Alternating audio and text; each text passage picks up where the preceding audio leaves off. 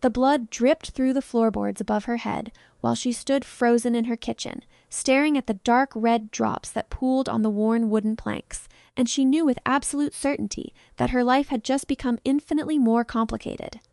Zara Donovan had been washing dishes when she heard the crash in the barn, followed by the unmistakable sound of something heavy dragging itself across gravel. Living alone on a farm 15 miles outside of town meant she'd grown accustomed to strange noises. But this was different. This carried weight, desperation, and the metallic scent of blood that drifted through her open window on the cool October breeze. She should have called the police, should have locked her doors and hidden. Instead, she grabbed the flashlight from beside the door and walked out into the darkness, her boots crunching on the dead leaves that had begun to accumulate near her porch. The barn door hung open, swaying slightly in the wind, and she could see the trail even in the dim moonlight. Something had been dragged, or had dragged itself, from the barn toward the old root cellar built into the hillside behind her house. Her grandmother had used that cellar for storing vegetables and preserves. Zara mostly used it for extra storage now, rarely venturing down into the cool darkness unless she needed something specific. The heavy wooden door stood ajar, and more blood painted the grass in a path that led directly inside. Every instinct screamed at her to run, but Zara had never been particularly good at listening to the sensible voice in her head. Her father had always said she had more courage than common sense, right up until the day he died and left her this farm with all its debts and complications. She descended the stone steps slowly, her flashlight beam cutting through the darkness. The cellar smelled of earth and old wood and something else now, something copper and sharp. Her light found him in the corner, collapsed against the far wall, and she nearly dropped the flashlight. He was the most beautiful and terrifying thing she had ever seen. White hair fell past his shoulders, matted with blood and dirt. His skin was alabaster pale, almost luminescent in the beam of her flashlight, and his clothes, though torn and soaked with blood, looked expensive. A long coat that might have once been elegant hung in tatters from his broad shoulders. But it was his eyes that stopped her breath. When they opened and fixed on her, they were the color of molten silver, ancient and sharp, and filled with a desperate kind of fury. "Leave," he rasped, his voice carrying an accent she couldn't place, something old and elegant despite his obvious pain. "Leave now, human, unless you wish to die tonight." Zara should have listened. Instead, she took a step closer, her flashlight illuminating the extent of his injuries. Deep gashes covered his chest and arms, and what looked like a wooden stake protruded from his shoulder. She'd grown up on stories, the kind whispered in her small town when people thought children weren't listening. Stories about the things that lived in the darkness, the old families that controlled everything from the shadows, the hunters who tracked them. "You're a vampire," she said. And it wasn't a question. His laugh was bitter, cut short by obvious pain. "How astute. Now leave before they find me here and burn your farm to the ground looking for me." "Who's they?" "The hunters. They've been tracking me for 3 days. He shifted, trying to pull himself more upright, and fresh blood seeped from his wounds. "They're thorough. They'll search every building, every structure. When they find me here, they'll assume you harbored me willingly." Zara's mind raced. She knew about the hunters, the loosely organized groups that had existed for generations, tracking and killing vampires. Most people thought they were fanatics, conspiracy theorists who blamed mysterious deaths on monsters, but standing here, looking at this impossibly beautiful creature bleeding in her cellar, she knew the stories were true.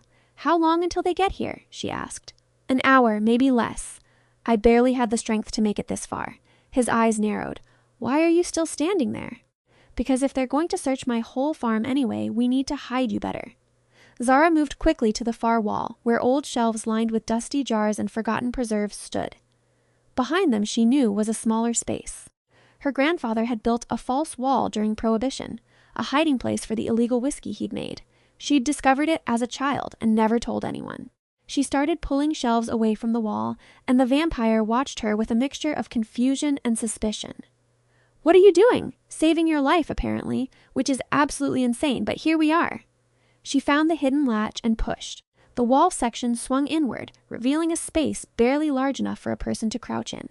"Can you move? You would hide me? You don't even know who I am. I know you're bleeding and being hunted, and I know if they find you here, they'll kill both of us." Zara turned to face him fully. "So either you can get in there and let me hide you, or you can stay here and we both die. Choose quickly, because I'm pretty sure I just heard vehicles on my access road." The vampire stared at her for a long moment, and she saw something shift in those silver eyes. Calculation, perhaps, or maybe just desperate hope. He pushed himself up the wall, moving with obvious pain, and she hurried to help him. The moment her hand touched his arm, he flinched. "Your blood," he whispered. "I can smell it. If you cut yourself, I'm not bleeding." She pulled his arm over her shoulders, taking as much of his weight as she could. He was heavy and cold, his body temperature far lower than any human's. "Come on, we don't have time." Together they stumbled across the cellar. Getting him into the hidden space proved difficult. He was tall, over 6 feet, and the wound in his shoulder made it nearly impossible for him to bend properly. Zara had to basically push him inside, and even then he could barely fit. "The stake!" he gasped. "It needs to come out or I won't heal. If I pull it out, you'll bleed more." Vampire blood clots faster than human blood once the foreign object is removed. "Leave it in, and I'll be too weak to do anything if they find me." His eyes met hers, and there was something almost pleading in them. "Please!" Zara's hands shook as she gripped the wooden stake. It had been driven deep into his shoulder, and she had no idea how much damage removing it might cause. "This is going to hurt. Everything hurts. Do it quickly." She pulled hard and fast, and the stake came free with a wet, sickening sound. The vampire bit back a cry, his entire body going rigid, but true to his word, the blood flow slowed almost immediately. She could see his flesh actually beginning to knit itself back together, far slower than she'd expected, but definitely happening. "Here." She pulled off her flannel overshirt, leaving her in just a tank top, and pressed the fabric against his worst wounds. "Hold this. Stay quiet. Don't move. Why are you helping me?" His voice was barely a whisper now. "I'll tell you if we survive this." She started to close the false wall, then hesitated. "What's your name?" "Zarek." He leaned his head back against the stone. "Zarek Grigorev, I'm Zara. Try not to die in my cellar, Zarek. It would be really hard to explain." She closed the wall and quickly rearranged the shelves, making everything look as undisturbed as possible. Then she ran back up the stairs, using her own shirt to wipe away the blood drops she could see. Her heart hammered so hard, she thought it might break through her ribs. The headlights were visible now, at least 3 vehicles coming up her long driveway. Zara stuffed her blood-stained shirt into the washing machine, grabbed a clean flannel from the laundry basket, and had just finished buttoning it when someone pounded on her front door. She took a breath, forced her expression into something annoyed and sleepy, and opened the door. 5 men stood on her porch, all dressed in dark clothing, all carrying weapons that ranged from crossbows to what looked like modified assault rifles. The one in front was older, maybe 50, with gray hair and cold blue eyes that swept over her with immediate suspicion. "Zara Donovan?" His voice was gravel and smoke. "That's me. And you are?" "My name is Marcus Webb. We're with a federal task force investigating dangerous individuals in the area. We have reason to believe someone extremely dangerous came onto your property within the last hour." "Federal task force." "Right." Zara crossed her arms, leaning against her doorframe with what she hoped looked like casual annoyance rather than terror. "It's 10 o'clock at night, and I haven't seen anyone. I've been doing laundry and getting ready for bed." "You live alone out here?" "Since my father died, yeah. It's just me and about 40 acres of farmland that barely turns a profit." She let a hint of bitterness enter her voice. It wasn't hard. That part was true enough. "Look, if someone dangerous is around, shouldn't you be out looking for them instead of questioning me?" Marcus gestured to his men. "We're going to need to search your property. The individual we're tracking is wounded and dangerous. If he's here, you could be in significant danger." "Search warrant?" "This is a matter of national security. We don't need a warrant." His smile was cold. "But you're welcome to call the local police if you'd like. I'm sure they'll be very interested to hear about what we might find." The threat was clear. Cooperate or face consequences. Zara stepped back, gesturing widely. "Fine. Search whatever you want. I've got nothing to hide." The lie tasted bitter on her tongue, but she kept her expression neutral as the men spread out through her house. 2 headed immediately for the barn, their flashlights cutting through the darkness. Marcus stayed with her, his eyes never leaving her face. "How long have you lived here, Miss Donovan?" "My whole life. Inherited the place when my dad passed 2 years ago." "Ever see anything unusual?" "Strange people. Unusual activity. Define unusual." "This is a farm. I see cows, chickens, the occasional coyote." She moved to her kitchen, pulling out a glass and filling it with water. Her hands trembled slightly, and she hoped he didn't notice. "There was a weird meteor shower last month. That unusual enough? The individual we're tracking isn't human." Marcus said it flatly, watching for her reaction. "He's a vampire. Old, powerful, and extremely dangerous. If you've seen him, if you know where he is, telling us could save your life. Zara took a slow sip of water, using the moment to compose herself. Vampires? Seriously? What is this? Some kind of test. Are you filming this? This isn't a joke. Then you sound insane. She set the glass down hard. Look, I don't know what you're really after, but I haven't seen anyone, human or otherwise. Feel free to search, but then I'd appreciate it if you'd leave me alone. One of the men called from outside, his voice carrying through the open door. Blood trail to the root cellar. Marcus's expression shifted to something predatory. The root cellar. Where's the entrance? Around back, built into the hill. It's just old storage. Zara followed him outside, her stomach churning. I haven't been down there in weeks. The cellar door stood open and she could see fresh scuff marks in the dirt. Her earlier footprints, probably, mixed with the marks from when she'd helped Zarek inside. Marcus descended first, and she had no choice but to follow, watching as he swept his flashlight across the space. The blood was visible immediately. Dark pools on the floor, smears on the wall where Zarek had collapsed. Marcus knelt, touching the blood with one gloved finger, still wet. He was here. He stood, his light moving across every surface. Recently. I didn't know. Zara put every ounce of genuine shock into her voice that she could muster. I swear, I didn't know anyone was down here. Search everything, Marcus ordered as his men descended into the cellar. Every corner, every shelf. He's wounded badly. He can't have gone far.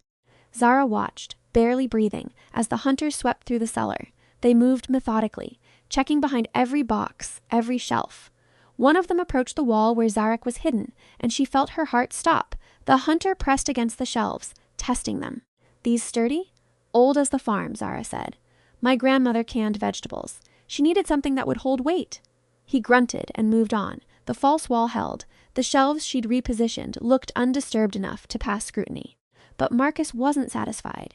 He stood in the center of the cellar, turning slowly, his eyes taking in every detail. The blood pattern is wrong, he said finally. There's too much blood here for him to have simply passed through. He stayed here, at least for a few minutes. His gaze fixed on Zara. You're sure you didn't hear anything? See anything? I heard a crash from the barn earlier. Thought maybe a raccoon got in. I checked it out, didn't see anything, came back inside. Another lie, but she kept her voice steady. If someone was bleeding down here, I didn't know about it. Marcus studied her for a long moment, and she forced herself to meet his eyes. Finally, he nodded. We'll be posting men on your property tonight. If he comes back, if you see or hear anything, you contact us immediately. He handed her a card with a phone number. Do you understand? Crystal clear? Good. He started up the stairs, then paused. Miss Donovan? If we find out you helped him, even unknowingly, there will be consequences. Vampires are dangerous, ancient creatures. They'll say anything, do anything, to survive. They have no regard for human life. Good thing I haven't seen any vampires then, Zara said. She watched from her porch as the hunters spread out across her property, setting up what looked like a perimeter. 2 vehicles remained parked near her barn, and she could see men moving through her fields with flashlights. They were staying, just as Marcus promised. Zara went back inside, locked her door, and sat down at her kitchen table. Her entire body shook with delayed terror. She'd just lied to armed hunters to protect a vampire she didn't know. A vampire king, if his bearing and the severity of the hunt were any indication. She was either incredibly brave or incredibly stupid. Probably stupid. But when she closed her eyes, she could still see those silver eyes, ancient and desperate, and somehow trusting. He'd told her to leave, warned her of the danger, and when she'd chosen to help anyway, he'd let her. She couldn't leave him down there, wounded and trapped. Not with hunters prowling her property. But she also couldn't go back to the cellar, not with men watching. So she sat in her kitchen, drinking cold coffee and watching the clock, until the eastern sky began to lighten with approaching dawn. The hunters shifted their positions as the sun rose, and Zara realized they were preparing for daylight. Of course.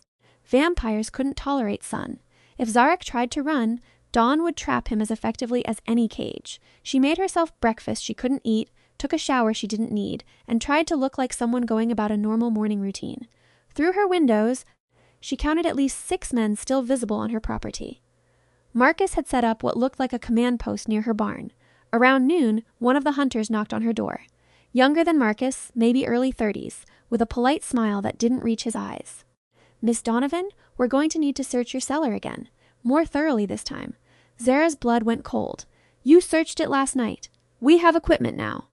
Thermal imaging, ground-penetrating radar. If he's hiding somewhere on your property, we'll find him. The smile widened. Won't take long. She had no legal standing to refuse, and they both knew it. Fine. Do what you need to do. This time, 4 hunters descended into the cellar with equipment that looked military grade. Zara followed, trying not to look at the false wall, trying not to think about Zarek hidden behind it. Could thermal imaging detect him through stone? She had no idea. Vampire body temperature ran cold, but not cold enough to match the surrounding earth. Surely, the hunters set up their equipment, sweeping the cellar with devices that beeped and whirred. Zara stood at the base of the stairs, her fingernails digging into her palms. If they found him now, they'd kill him. Probably kill her too, for harboring him. One of the hunters frowned at his device. Getting some weird readings from that back wall. Weird how? Another asked. Temperature variance. Could be an air pocket. He moved closer to the shelves, and Zara's heart hammered so hard she thought they must hear it. Or could just be the way the hill settles. These old cellars are pretty irregular. Check it anyway. They started pulling at the shelves, and Zara knew it was over. They'd find the false wall, find Zarek, find the blood-stained shirt she'd given him. She opened her mouth, trying to think of something, anything to say that might stop this. Then Marcus appeared at the top of the stairs. We've got activity 3 miles east. Possible sighting. Everyone move out now. The hunters abandoned their equipment immediately, rushing up the stairs. Zara stood frozen as they piled into vehicles and tore down her driveway, leaving only 2 men behind to maintain the perimeter watch. Even those 2 moved to the front of her property, focusing their attention on the access road. She waited an agonizing 20 minutes, making sure they were truly distracted, before she grabbed bottles of water and the first aid kit from her bathroom and slipped down into the cellar. Her hands shook as she moved the shelves and opened the false wall. Zarek was exactly where she'd left him, folded into the tiny space, but his eyes opened when light hit his face, those silver eyes that seemed to see right through her. "They're gone," she whispered. "For now. How are you?" "Alive." His voice was stronger than last night, but still strained. "Thanks to you. Can you move? We need to get you somewhere better. If they come back with that equipment." "I heard." He shifted, wincing. "The thermal scanner. It would have found me eventually. The air in here is warmer because of my body heat. Then we need to move you. My house has a basement. It's small, but there's a closet. If I clear it out, you'd at least have room to actually sit properly." She offered her hand. "Can you make it up the stairs?" Zarek stared at her hand for a moment before taking it. His fingers were ice cold, his grip weak. She helped pull him out of the cramped space, and in the better light she could see his wounds had healed significantly. The hole in his shoulder was now just pink, scarred flesh. The gashes on his chest and arms had closed, though they still looked angry and red. "You heal fast," she said. "Not fast enough. I lost too much blood. I need—" He stopped, his jaw tightening. "I need to feed to fully recover, but I won't ask that of you. What happens if you don't feed?" "I'll heal eventually, but slowly. I'll be weak. If they find me like this, I won't be able to defend myself or you." His eyes met hers. "You should have let them take me." "You've put yourself in terrible danger for a stranger." "Yeah, well, I make bad decisions sometimes." Zara pulled his arm over her shoulders again. "Come on." The hunters left 2 men watching the front. "We'll need to be quiet and fast." Getting him up the stairs and across the yard proved more difficult than getting him into the cellar. Zarek was weak, stumbling, and the daylight clearly affected him. Even in the shade of the trees between the cellar and her house, his skin began to redden, and he shuddered with what looked like pain. "Almost there," she urged, half dragging him up her back porch steps and through the kitchen door.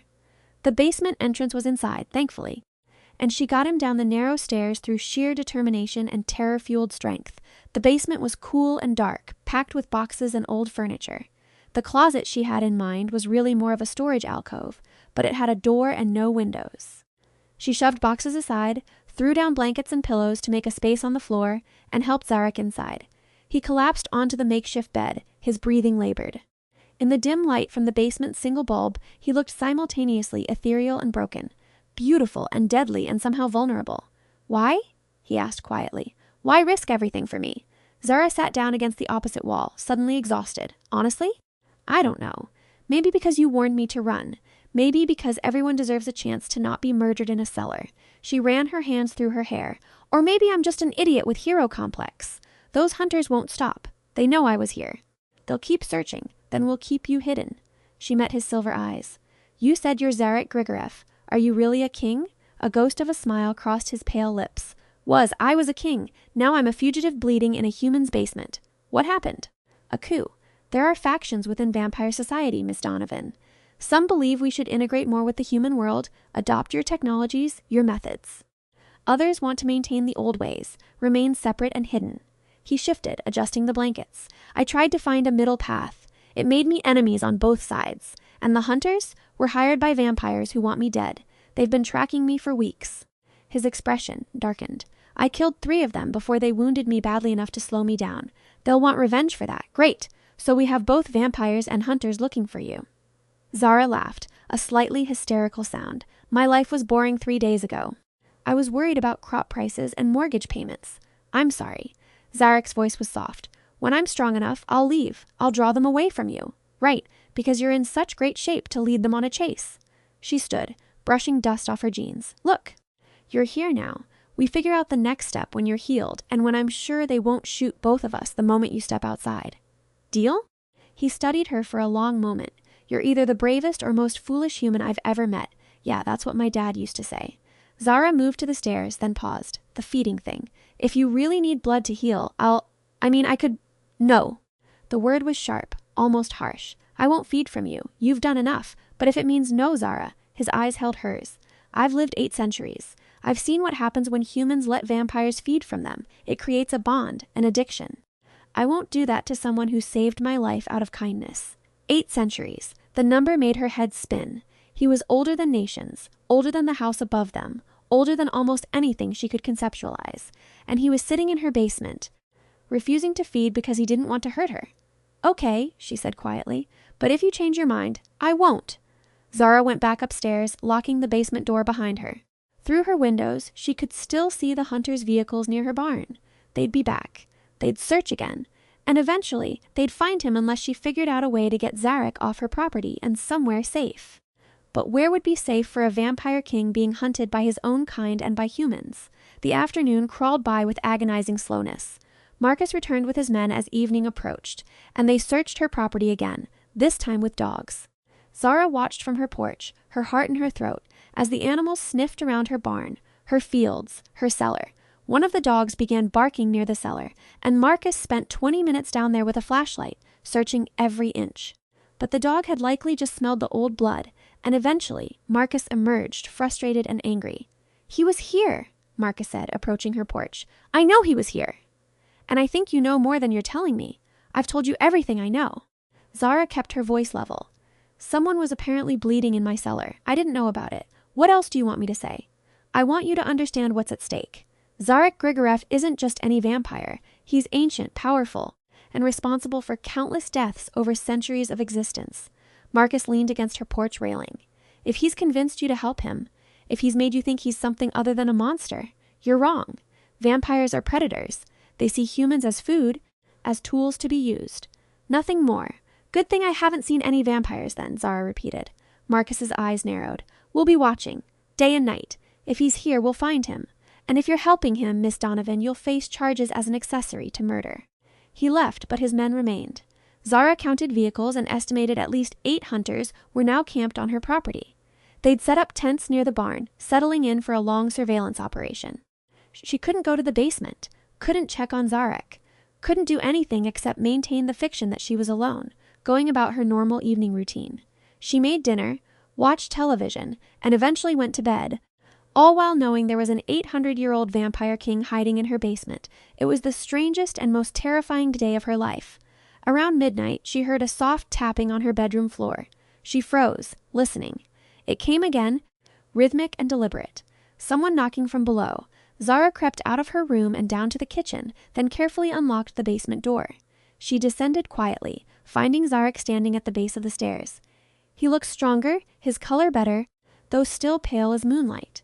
You shouldn't be up, she whispered. I needed to move, to see. He gestured vaguely upward. I heard them searching, heard the dogs. They didn't find anything. The dogs smelled the old blood in the cellar, but that's it. She sat down on the bottom step. How are you feeling? Better. My wounds are nearly healed. He moved closer, and she noticed he walked with less pain now. More of that predatory grace she'd glimpsed when she first found him. You've been remarkably calm about all this. I grew up on stories about vampires. My grandmother was convinced they were real, said her own grandmother had known one once. Zara shrugged. I thought she was just telling tales. Guess not. Your grandmother was a wise woman. Zarek sat down on an old crate across from her. Most humans either fear us or worship us. You seem to do neither. I'm terrified, actually. I'm just really good at pretending I'm not. She met his eyes. Can I ask you something? Of course. If you escape, if you get away from here, what happens to the hunters? Will they leave? Eventually. They're being paid to find me specifically. Once I'm gone and the trail goes cold, they'll move on. He leaned forward, his expression serious. But they'll remember you. They'll always wonder if you help me. That suspicion will follow you. So I'm basically screwed either way. Yes. I'm sorry. They sat in silence for a moment, and Zara tried to wrap her mind around her new reality. Even if Zarek left, even if the hunters eventually gave up, her life had changed. She knew vampires were real. Knew hunters were real. Knew there was an entire hidden world that existed alongside her own. Tell me about vampire society, she said. You said you were a king. What does that mean? Zarek settled back, his silver eyes reflecting the dim light. Vampire society is old and complex. We're organized into courts, territories, bloodlines. I ruled the Northern Court, which spans from here to the Arctic Circle. It's one of 7 major courts worldwide, and someone staged a coup? My second in command, a vampire named Constantine. He's younger, more aggressive. He believes we should stop hiding, that we should use our power to dominate rather than coexist. Zarek's expression darkened. He's been gathering followers for years. I knew, I watched, but I thought I could bring him back from the edge. I was wrong. What happened? He challenged me formally, which is his right under our laws. I defeated him, but not before he'd poisoned half my court against me. His followers attacked during the judgment, tried to kill me outright rather than accept the traditional outcome. His hand moved unconsciously to the scar on his shoulder. They nearly succeeded. I've been running ever since. Can't you call for help? Other vampires who are loyal to you. I've been trying. But Constantine controls the communication networks, the safe houses. He's convinced most of my court that I'm dead or weak, and he's hired human hunters to ensure I don't survive long enough to prove otherwise. Zarek's smile was bitter. It's a clever strategy. Use humans to kill a vampire king, then claim I was destroyed by my own arrogance in underestimating mortal hunters. Zara struggled for words. That's really messed up. Politics usually are. So what's your plan? You can't stay in my basement forever. No. He stood, moving to the small basement window. Even though it was dark outside, he stayed carefully back from the glass. I need to reach allies, vampires I trust who are outside Constantine's influence. There's a court in the Southern Territory, ruled by a vampire named Isabella. She and I have been friends for 3 centuries. If I can reach her, she'll shelter me and help me organize a proper response. Where is this Southern Court? New Orleans. About 1,500 miles from here. 1,500 miles. Through territory filled with hunters and hostile vampires. Zara rubbed her face, trying to think. You can't exactly hitchhike. No. I'll need to travel at night, stay hidden during the day. It will take weeks, assuming I don't run into more hunters.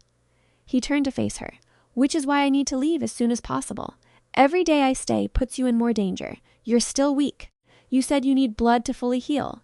I'll manage. Don't be stupid. The words came out sharper than she intended. If you leave like this, wounded and weak, they'll catch you within a day, and then I'll have hidden you for nothing. What do you suggest? His tone was careful, cautious. Zara took a breath. Knowing what she was about to say was insane. You need to feed. And then, when you're strong enough, we figure out how to get you out of here and past those hunters. I told you, I won't feed from you. And I'm telling you to stop being noble and be practical. She stood, moving closer. You said it creates a bond. What kind of bond? Zarek's jaw tightened. Vampires can be territorial, possessive. When we feed from someone repeatedly, we become attached, protective. The human feels it too, a pull toward the vampire. It's not mind control, not exactly, but it influences emotions, judgment. I won't do that to you. What if it's just once? Would that create this bond? Possibly not. The bond forms over multiple feedings, building the connection. He shook his head. But it's still dangerous. For you to willingly let a vampire feed. Look, I get it. It's risky. But you know what's riskier? Having you trapped here, getting weaker, while hunters patrol my property. Zara held out her wrist. So stop arguing and just do it. Zara, please. She met his eyes. You told me to leave when I first found you. You warned me, tried to protect me even while you were bleeding out. Let me return the favor. For a long moment, Zarek just stared at her. Then slowly, he reached out and took her hand. His fingers were cold, gentle as they turned her wrist up, exposing the pale skin where her pulse beat visibly. It will hurt, he warned softly. Not terribly, but there will be pain. I'm tougher than I look. He drew her closer, and Zara felt her heart rate spike. This close, she could see the fine details of his face, the sharp lines of his cheekbones, the fullness of his lips. Beautiful didn't begin to cover it. He was otherworldly, something beyond human standards of attraction. His other hand came up to cup her face, tilting her head slightly. Are you certain? Yes. His fangs extended, sharp and white, and then he bent his head to her wrist. The first touch of his lips against her skin made her shiver. Then his fangs pierced her, sharp and sudden, and Zara gasped at the sensation. It hurt, yes, a bright sting of pain, but almost immediately something else flooded through her. Warmth, spreading from the point where his mouth met her skin, radiating up her arm and through her chest. Her knees went weak, and she would have fallen if Zarek hadn't wrapped his arm around her waist, pulling her against him. He drank, and she felt each pull of his mouth like a pulse of heat. It should have been terrifying, should have felt like violation. Instead, it felt intimate, almost electric. Her free hand came up to grip his shoulder, steadying herself, and she felt the solid muscle beneath his torn shirt. When he finally pulled back, she was dizzy and flushed. He held carefully, his silver eyes darker now, more intense. Are you all right? His voice was rough. Yeah, I think so. She looked at her wrist. 2 small puncture marks, barely bleeding. As she watched, Zarek bent his head again and licked across the wounds. She felt that strange warmth again, and when he pulled back, the punctures had sealed, leaving only faint marks. Vampire saliva has healing properties, he explained. The wounds will fade completely within a day. Good to know. Zara stepped back, needing distance to clear her head. The room spun slightly. How do you feel? Stronger, much stronger. He flexed his hands, and she could see the difference already. He stood straighter, moved with more confidence. Your blood is potent. Is that good or bad? Good for me. It means I'll heal faster. He studied her with an expression she couldn't quite read. You should rest. You'll be weak for a while. I'm fine. You're swaying on your feet. Before she could protest, he picked her up, cradling her against his chest with casual strength. Where's your bedroom? You don't have to. Zara, you just gave me your blood. Let me at least get you somewhere comfortable to sleep. She directed him up the stairs, acutely aware of how strong he felt, how easily he carried her. He laid her carefully on her bed, pulling a blanket over her, and she felt exhaustion crash over her like a wave. Will you be okay in the basement? She mumbled, already half asleep. I'll be fine. Rest now. His cold hand brushed hair back from her forehead, a gesture so gentle it made her chest ache. Thank you, Zara, for everything. She wanted to say something profound, something that acknowledged the magnitude of what they just shared. Instead, she fell asleep, her last conscious thought that she could still feel the ghost of his lips against her wrist. When she woke, sunlight streamed through her windows, and her wrist throbbed dully. The marks were already fading, just as Zarek promised, barely visible against her skin. She felt tired, but not dangerously so, and her head was clear. The hunters were still camped on her property. She could see them through her bedroom window, moving around their tents, scanning the horizon with binoculars. Marcus stood near one of the vehicles, talking on a phone, his expression frustrated. Zara made her way downstairs and put on coffee, trying to project normalcy even though nothing about this situation was normal. She'd let a vampire feed from her, had felt something profound and electric in that moment. And now she was planning to help him escape, which definitely qualified as accessory to something. She waited until the afternoon, until the hunters seemed focused on the perimeter of her property. Before she slipped down to the basement, Zarek was awake, sitting in the small space she'd made for him, and the transformation was remarkable. His skin had regained some color, no longer that deathly pale.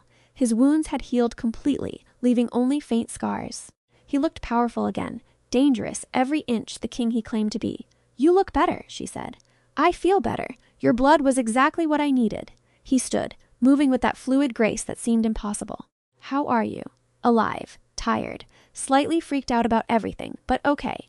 She sat on the bottom step. I've been thinking about how to get you out of here. Zara, you've done enough, they're not leaving. Marcus has men watching every road, every path off this property. Even if you can travel at night, they'll see you the moment you try to leave. She leaned forward. But I have an idea. I'm listening. There's a livestock auction tomorrow in town. I take my truck, load it with hay bales and equipment like I'm preparing to buy cattle. I do it every few months so it won't seem strange. She met his eyes. You hide in the truck bed, covered by the hay.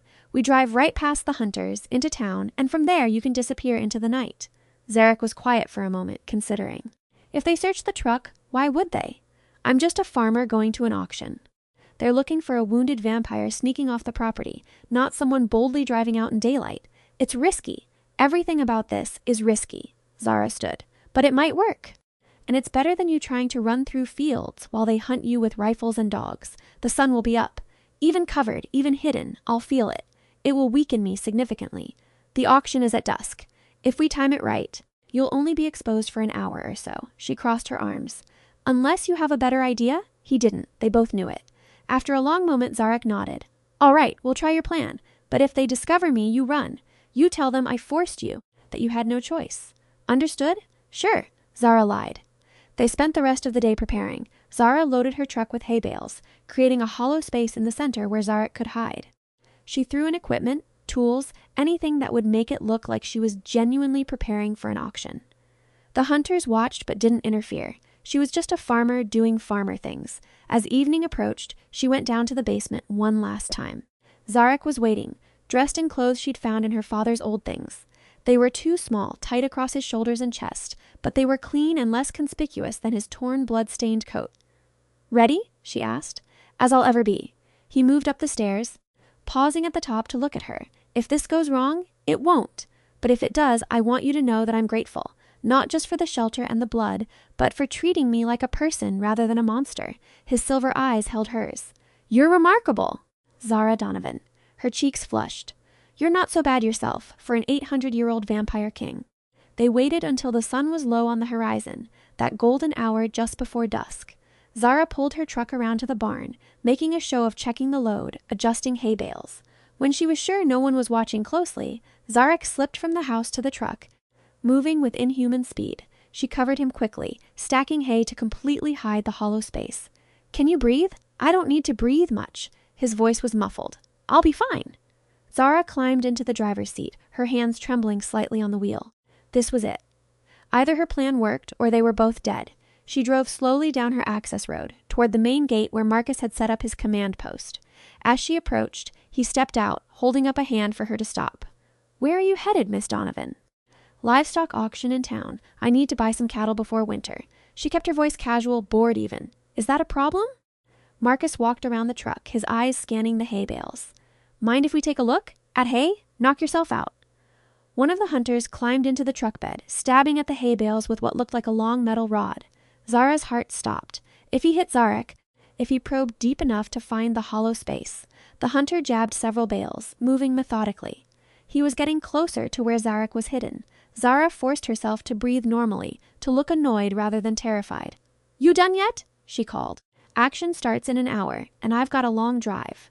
The hunter stabbed one more bale, barely a foot from where she knew Zarek was hidden, then jumped down. "Clear, sir." Marcus studied her for another long moment, then stepped back. "Drive safely, Miss Donovan."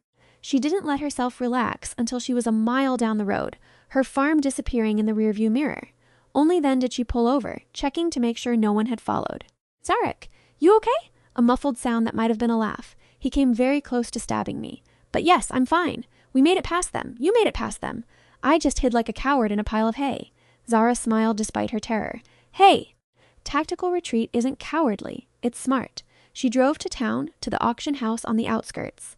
The parking lot was filling with trucks and trailers, farmers gathering for the weekly sale. She parked in a back corner, as far from the lights as possible. Full darkness had fallen by the time she climbed into the truck bed and started moving hay bales. Zarek emerged from his hiding spot, stretching stiffly. Even in the dim light, she could see he looked drained.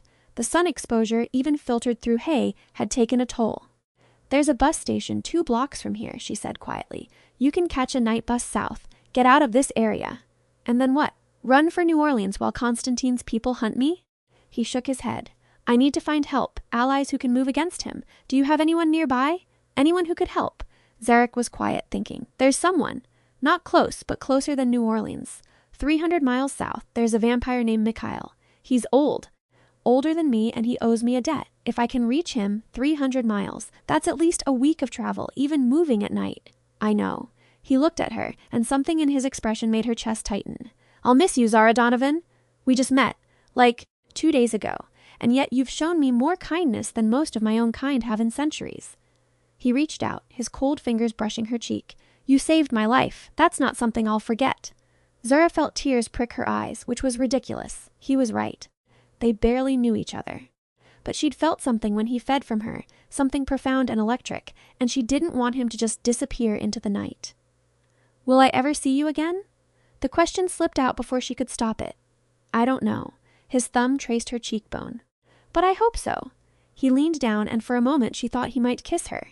Instead, he pressed his forehead to hers, a gesture that felt ancient and intimate. She could feel his breath against her skin, cold and soft.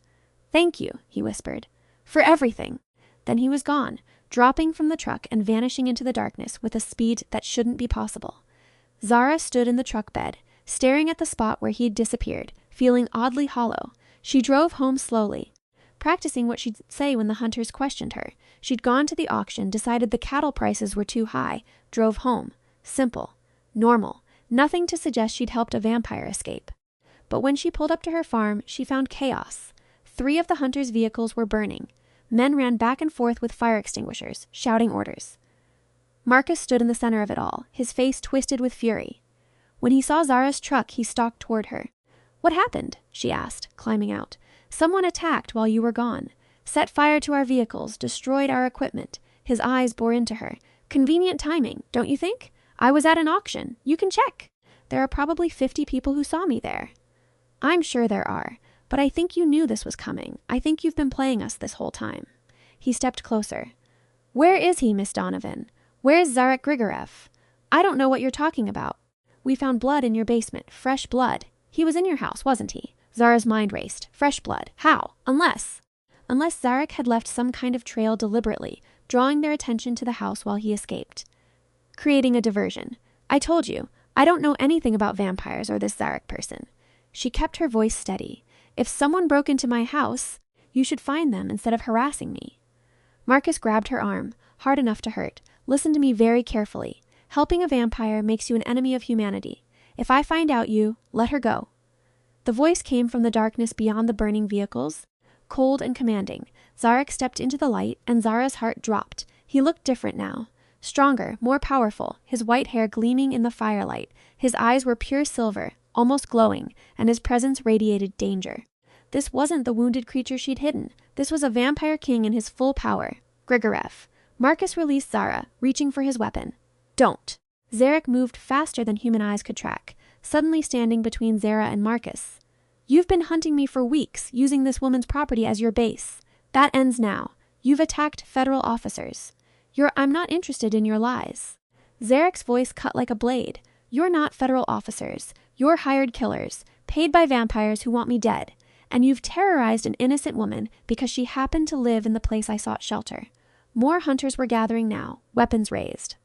Zara counted at least 7 men, all armed, all pointing guns at Zarek. At her. "There are too many of us," Marcus said. "Even you can't fight all of us." "Can't I?" Zarek smiled, and it was a terrible thing to see. "I'm rested, fed, and very angry about how you've treated someone under my protection." "Your protection?" Marcus looked at Zara. "So she did help you. She showed me kindness when I was wounded. That's all." Zarek's eyes never left Marcus. "And for that, you've harassed her, threatened her, destroyed her peace. I won't allow it to continue." "You'll allow?" Marcus laughed. "You're one vampire against 7 hunters with weapons specifically designed to kill your kind." Your Zarek moved. Zara barely saw it. One moment he was standing still, the next he was among the hunters, disarming them with casual, brutal efficiency. He moved like water, like shadow, too fast for human reflexes to counter. Within seconds, all 7 men were on the ground, their weapons scattered, and Zarek stood over Marcus with his hand around the hunter's throat. "I'm restraining myself because Zara wouldn't want me to kill you," Zarek said softly. "But understand this, you will leave this property. You will abandon your hunt, and you will never threaten her again." "Or what?" Marcus choked out. "Or I will show you exactly what an 800-year-old vampire king is capable of when truly angry." His grip tightened fractionally. "Do we have an understanding?" Marcus managed a nod, and Zarek released him. The hunter collapsed, coughing and gasping. Zarek turned to the others, his silver eyes sweeping across them. "All of you, leave, now. And tell whoever hired you that Zarek Grigorev is done running." The hunters scrambled for their vehicles, the ones that hadn't burned. Within minutes, they were gone, taillights disappearing down the access road. And then it was just Zara and Zarek, standing in her driveway surrounded by the smoldering ruins of the hunters' camp. "You came back," she said quietly. "I heard them interrogating you, threatening you." He turned to face her. "I couldn't leave, knowing they might hurt you because of me. But you need to get to safety. To find this Mikhail person and get help against Constantine I do, but not at the cost of your life." He stepped closer, and in the firelight, he looked like something from a painting, beautiful and otherworldly. Zara, when I fed from you, I felt something I haven't felt in centuries. Connection, care, the possibility of something beyond simple survival. Her heart hammered. What are you saying? I'm saying that I don't want to leave you, that I can't leave you, knowing you're in danger because you helped me. His cold hand cupped her face. Come with me. What? Come with me. To Mikhail's territory, then to New Orleans if we can manage it. Let me protect you the way you protected me. His thumb brushed her lips. Stay with me. Zara should say no, should tell him she had a farm, responsibilities, a life here. But standing in the firelight, looking up at this impossible creature who had come back to defend her, she couldn't find the words to refuse. Yes, she whispered. Zarek kissed her then, and it was nothing like she'd imagined. His lips were cold but soft, moving against hers with centuries of experience. She felt that same electric warmth from when he'd fed, spreading through her like lightning, and she understood suddenly what he'd meant about the bond. She could feel him in her thoughts, not controlling but present, a comforting weight at the edge of her consciousness. When they pulled apart, she was breathless. Okay, so that was the beginning of something, he finished. If you want it to be, I do. She looked back at her house, at the farm her father had left her. But I can't just abandon everything. The animals, the property. We'll arrange for someone to care for it. I have resources, Zara. Money, connections. Your farm will be maintained. His expression softened. And when it's safe, when Constantine is dealt with, you can return. If that's what you want, and if I want to stay with you instead, then I would count myself the luckiest being in 800 years. They left that night, after Zara packed a bag and made arrangements for a neighbor to look after her livestock. Zarek called in favors, contacting vampires loyal to him who could help protect her property, and then they simply walked into the darkness together. Traveling with Zarek proved surreal. He moved through the night with purpose and confidence, always knowing which roads to take, which towns to avoid. He had safe houses, places where vampires could shelter during the day, scattered across the region. Some were elaborate, hidden chambers beneath old buildings. Others were simple, just dark rooms with no windows. During the days, when the sun forced Zarek to rest, Zara found herself thinking about everything that had changed. A week ago, she'd been alone on a failing farm, worried about money and crops. Now she was traveling with a vampire king, fleeing toward allies in a war she barely understood. But she wasn't afraid, not with Zarek beside her. He was protective, almost possessive, always positioning himself between her and any potential danger. And at night, when they walked together through empty fields and silent forests, he talked to her about his long life, the things he'd seen, the world he'd known. I was born in Russia, he told her one night as they crossed a meadow under a full moon, in the year 1226. I was a minor nobleman's son, nothing special. Then a vampire attacked our household, killed most of my family. She turned me because she found me amusing. That's horrible. It was. But it was also liberation. As a human, I was bound by class, by politics, by mortality. As a vampire, I could become anything. His hand found hers, cold fingers intertwining. I spent centuries learning, growing stronger. Eventually, I challenged the vampire who made me and won, claimed her territory, built it into something greater, and now Constantine wants to take it all away. He wants more than territory. He wants to reshape vampire society entirely, make us into conquerors rather than survivors. Zarek's expression darkened. I've seen what happens when vampires try to dominate humanity. It ends in fire and death for both sides. We're stronger, yes, but you outnumber us thousands to one. Any war between our species would be catastrophic. Zara squeezed his hand. Then we'll stop him. Together. They reached Mikhail's territory on the 5th night. It was a city, small but prosperous, and Zarek led her to what looked like an abandoned church on the outskirts. Inside, the space had been converted into something elegant and strange. Candles burned despite the absence of any people, and the air smelled of incense and old stone. Mikhail! Zarek called. His voice echoing, a figure emerged from the shadows, and Zara's breath caught. If Zarek was beautiful, this vampire was breathtaking, tall and lean, with white hair that fell to his waist and eyes like blue ice. He moved with a grace that seemed almost liquid. Zarek Grigorev. Mikhail's voice carried a Russian accent even thicker than Zarek's. I heard you were dead. Constantin wishes I were. He staged a coup, hired hunters to finish what he started. Zarek pulled Zara forward slightly. This is Zara Donovan. She saved my life. She's under my protection. Mikhail's ice-blue eyes studied her with unsettling intensity. A human! How unexpected! She's more than human. She's mine. The possessiveness in Zarek's voice sent a shiver through Zara. Mikhail noticed and smiled slightly. I see. And what do you want from me, old friend? Sanctuary.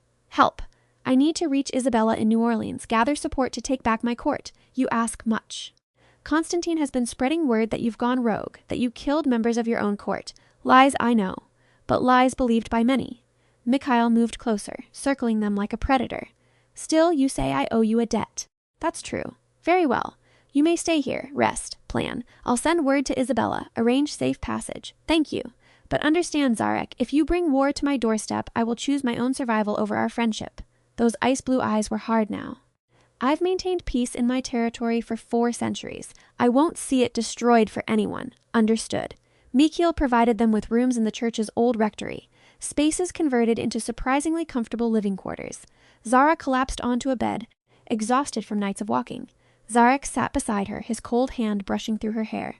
Will he really help? She asked. Yes, Mikhail is cautious but honorable. If he says he'll send word to Isabella, he will. Zarek lay down beside her, pulling her against his chest. Rest now. We're safe here. She should have felt strange, lying in the arms of a vampire in an abandoned church. Instead, she felt perfectly content.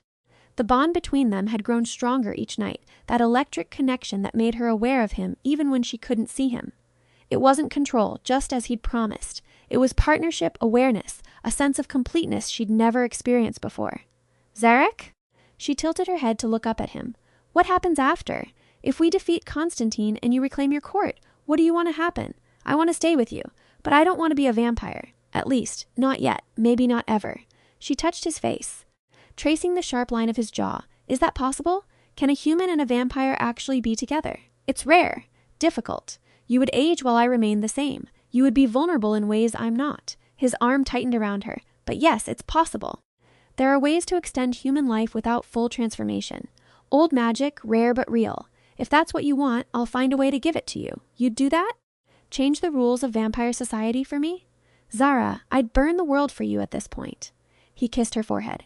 You've already changed everything. Taught me that there's more to existence than power and politics. Reminded me what it feels like to care about someone beyond their usefulness. Tears pricked her eyes. That's the most romantic thing anyone's ever said to me, and it's kind of disturbing how much I love it. He laughed, the sound genuine and warm. Then we're well matched. They stayed with Mikhail for 3 days while he made arrangements. During that time, Zara learned more about vampire society, the intricate web of politics and alliances that govern the immortal world. Mikhail was a good teacher, explaining the various courts, the bloodlines, the old laws that still held power. Constantine's challenge was legal, Mikhail explained one evening as they sat in his library, but the attack afterward wasn't. If Zarek can prove the attack happened, prove that Constantine violated the rules of formal challenge, the other courts will have to support him. And if we can't prove it, Zara asked, then it becomes a matter of strength. Zarek would need to challenge Constantine again, defeat him decisively enough that no one questions his right to rule. Mikhail's expression was grim, which would likely mean killing him. Zarek sat quietly, his hand holding Zara's. I've killed before, many times. But Constantine was once my friend, my most trusted advisor. The thought of ending him. Sometimes mercy is weakness, Mikhail said, especially when dealing with those who would destroy everything you've built. I know, but that doesn't make it easier. On the 4th day, word came from Isabella. She would meet them in New Orleans, provide sanctuary and support. But she wanted Zarek to come quickly, before Constantine could consolidate his power further. They left that night, with Mikhail's blessing and a car he provided. Driving was faster than walking, and with the vehicle's tinted windows, Zarek could even travel during daylight hours if necessary. Zara drove while he rested, covering miles with a speed their nighttime travels couldn't match. New Orleans rose before them on the 7th night, a sprawl of lights and life even in the darkness. Zarek directed her through the city to the French Quarter, to a mansion hidden behind high walls and elaborate iron gates. The gates opened as they approached, responding to some signal Zara couldn't perceive. Isabella waited in the courtyard, and she was magnificent, tall and regal, with white hair styled in elaborate braids and skin like porcelain. She wore a gown that looked like it belonged in a different century, all silk and lace, and her eyes were the color of amber. Zarek. She embraced him, kissing both his cheeks. When I heard you were dead, I mourned. When I heard you were alive, I prepared for war. Always dramatic, Isabella. But Zarek's tone was warm, affectionate. Thank you for agreeing to see us. Isabella's amber eyes moved to Zara. And this is the human who saved you? The one Mikhail mentioned? Zara Donovan. Zarek hesitated, searching for the right word. Girlfriend, Zara supplied. We're kind of dating. Is that weird to say about a vampire king? Isabella laughed, a sound like bells. I adore her already. Come inside, both of you. We have much to discuss. The mansion was even more impressive inside, all antique furniture and priceless art. Isabella led them to a sitting room where 3 other vampires waited. She introduced them quickly. Marcus, not the hunter, but a different Marcus, who served as Isabella's second. Katerina, a striking blonde who controlled communications for the southern court. And Dmitri, an ancient vampire who looked barely 20 but radiated power. These are my most trusted advisors, Isabella explained. They'll help us plan our response to Constantine's coup. They talked for hours, laying out strategies and options.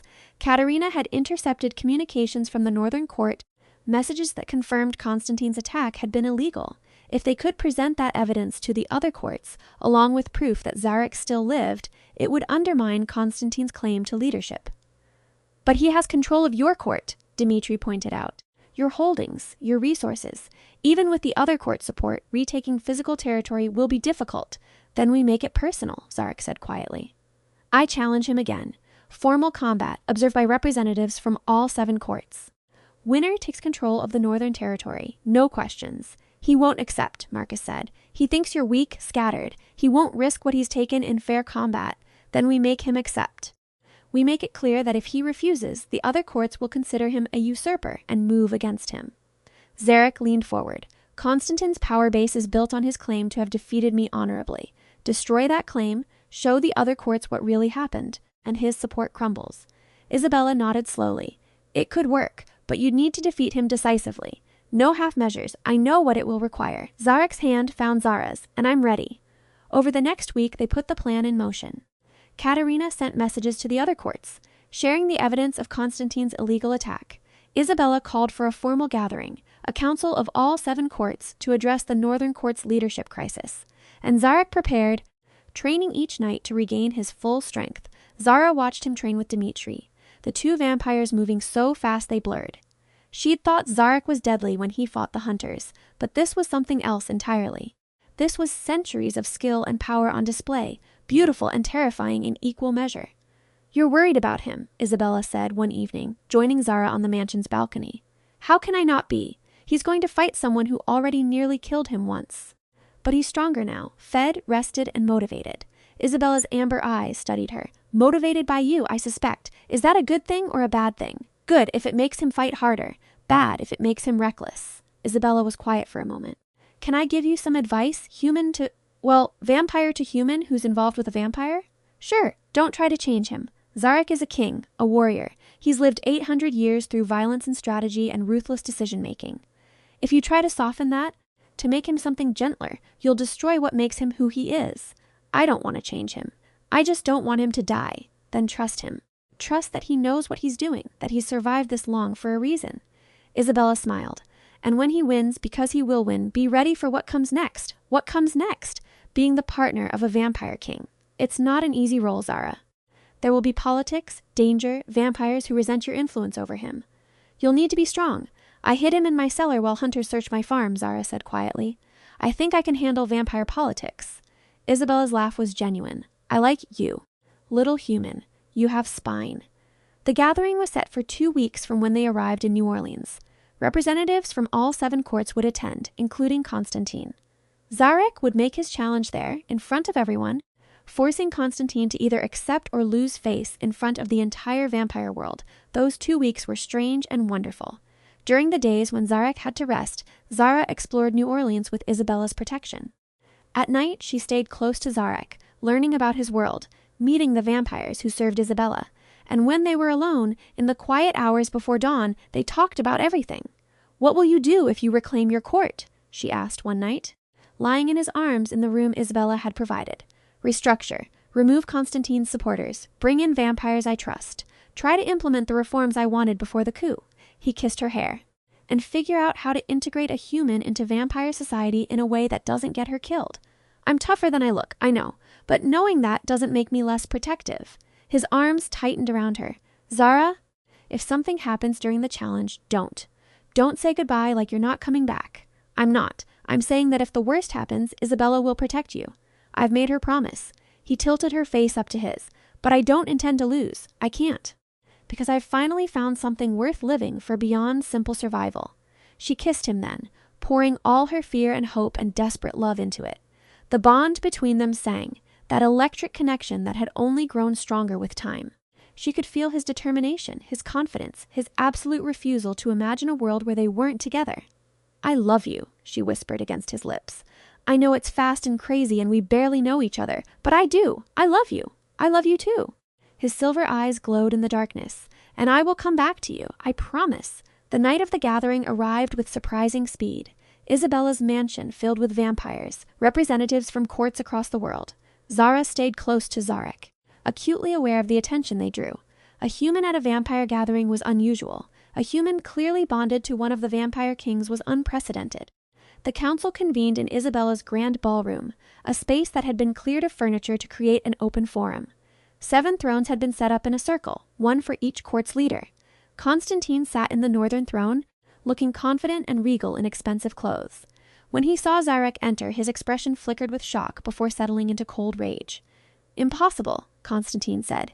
"You're supposed to be dead. Disappointed?" Zarek strode to the center of the circle, Zara at his side. "I'm afraid I survived your assassination attempt, and now I'm here to reclaim what you stole." The room erupted in whispers. Katerina stepped forward, presenting the evidence she'd gathered.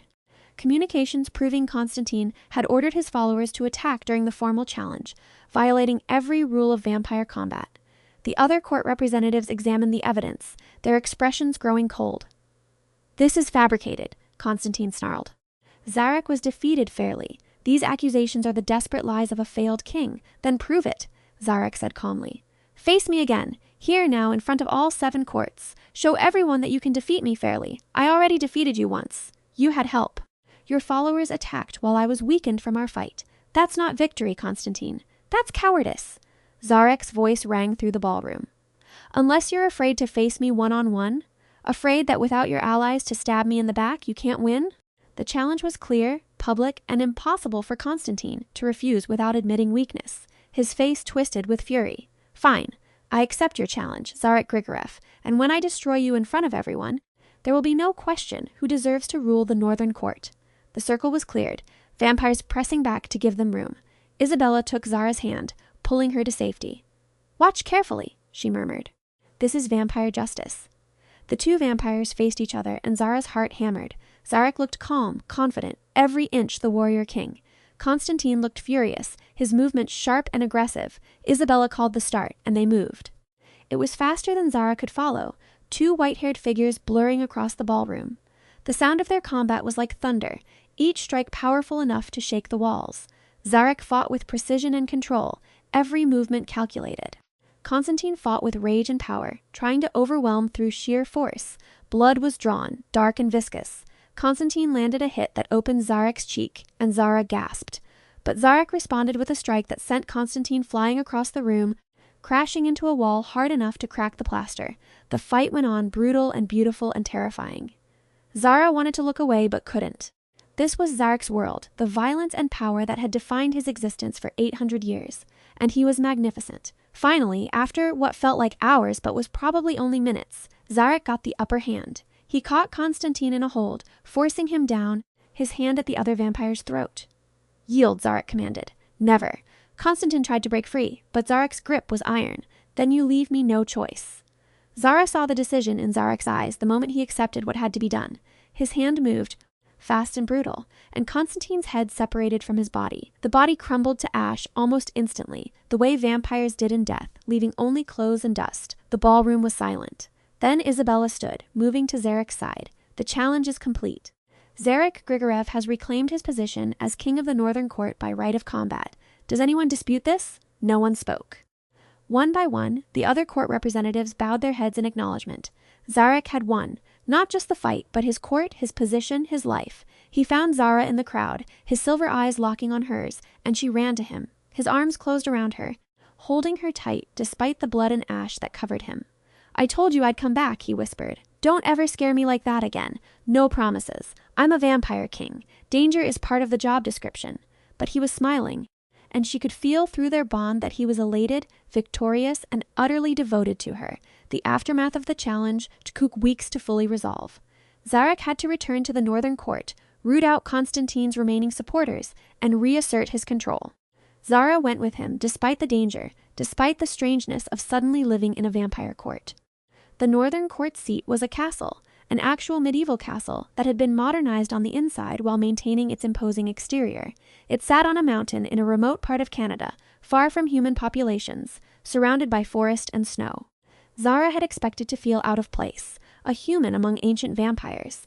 Instead, she found that most of the court treated her with respect, even deference. She was Zarek's chosen partner, the human who had saved his life when his own kind had betrayed him. That story had spread, becoming something almost legendary. "You're a symbol," Isabella explained when she visited a month after the challenge. "Proof that Zarek values honor and loyalty over politics and bloodlines. It's actually quite brilliant, politically speaking." "I didn't do it to be political. I did it because it was the right thing to do, which is exactly why it works." Isabella smiled. "You're good for him, Zara. He's less rigid, more willing to consider new ideas. The Northern Court will thrive under his leadership now." And it did. Zarek implemented his reforms, modernizing the court's operations while maintaining the traditions that gave vampires their identity. He opened dialogue with human governments, carefully and secretly, working to create understanding between the species. And through it all, Zara was at his side, learning and growing and becoming more than she'd ever imagined possible. Zarek kept his promise about extending her life. He found a witch, ancient and powerful, who knew magic that could slow human aging without full transformation into a vampire. The ritual was complex and slightly painful, but when it was done, Zara felt different, stronger, more alive, as if she'd been given a second chance at everything. "You'll age slowly now," the witch explained, "perhaps 1 year for every 10. You'll remain human, but you'll have centuries instead of decades. Centuries with Zarek." The thought made her dizzy with joy. A year after the coup, Zarek held a formal gathering at the castle. Representatives from all 7 courts attended, along with select humans who knew about vampire society. It was part political summit, part celebration, a demonstration that the Northern Court was stable and strong. During the gathering, Zarek made an announcement that shocked everyone. "Vampire society has long operated under the principle that we must remain separate from humanity," he said, addressing the assembled crowd. "That integration is impossible, that our natures are too different, but I stand here today as living proof that this is false. The human woman who saved my life has become my partner, my advisor, and the one I trust above all others. She represents a bridge between our worlds, proof that cooperation is possible." He turned to Zara, taking her hand. "Zara Donovan, you walked into my life when I was at my weakest, and you gave me strength. You showed me that there's more to existence than power, that compassion and courage can change the world. I love you beyond measure, and I would be honored if you would consent to be my queen." Zara's breath caught. Around them, the crowd murmured in shock and interest. A human queen of a vampire court was unheard of, possibly unprecedented. "Yes," she said, loud enough for everyone to hear. "Absolutely yes." The bond between them flared, that electric connection singing with joy. Zarek pulled her close and kissed her in front of everyone, vampire and human alike. When they broke apart, the crowd was applauding, and Zara saw approval on faces she'd expected to show only contempt. "You're sure about this?" she whispered to Zarek. "A human queen! I've never been more certain of anything." His silver eyes glowed with love and determination. "Together we'll show both our species that the future doesn't have to be built on fear and separation. We'll create something new."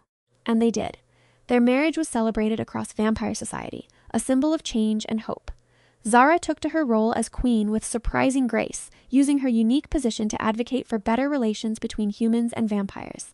She established programs to protect humans from rogue vampires, and protections for vampires who wanted to integrate more with human society. It wasn't always easy. There were vampires who resented her influence, humans who feared the changes she represented. But Zarek stood beside her through everything, protective and proud and utterly devoted. Years passed, then decades. Zara's appearance barely changed, the witch's magic preserving her youth. She watched the world change around them, technology advancing, society evolving. And through it all, she and Zarek built something remarkable. A court that valued both tradition and progress, a place where vampires and humans could work together. On their 50th anniversary, they stood on the castle's highest balcony, watching the northern lights dance across the sky. Zara leaned against Zarek's chest, his arms wrapped around her, and thought about everything that had led to this moment. "Do you ever regret it?" Zarek asked quietly. "Giving up your normal life to be with me? Not even for a second." She turned in his arms to face him. You gave me adventure, purpose, a love I never imagined possible. How could I regret that? I certainly don't regret the day I stumbled into your root cellar, bleeding and desperate. He cupped her face gently. You saved more than my life, Zara. You saved my soul. They kissed under the northern lights, vampire king and human queen, bound together by love and choice and a bond that transcended species. Around them, their court thrived, a beacon of hope in a world still learning that different didn't have to mean divided. And in the root cellar of a farm 1,500 miles away, now maintained by the Northern Court as a historical site, a plaque told their story. How a human woman had hidden a bleeding vampire king while hunters searched her whole farm. How that single act of compassion had changed the course of vampire-human relations forever. It was a story of courage and love, of sacrifice and hope. A story that would be told for centuries to come, inspiring others to choose kindness over fear, connection over isolation. But for Zara and Zarek, it was simply their story. The beginning of forever, found in a dark cellar on a desperate night, and nurtured into something beautiful and lasting and true. They had decades ahead of them, centuries perhaps. Time to continue building bridges between their worlds, to face new challenges and create new triumphs. Time to simply be together, to laugh and love and live. And as they stood under the northern lights, wrapped in each other's arms, they knew that whatever the future held, they would face it together. Human and vampire. Queen and king. Partners in every sense of the word. The hunters were gone, the coup defeated, the dangers past. What remained was love, strong and certain and eternal. And that, they both knew, was the greatest victory of all.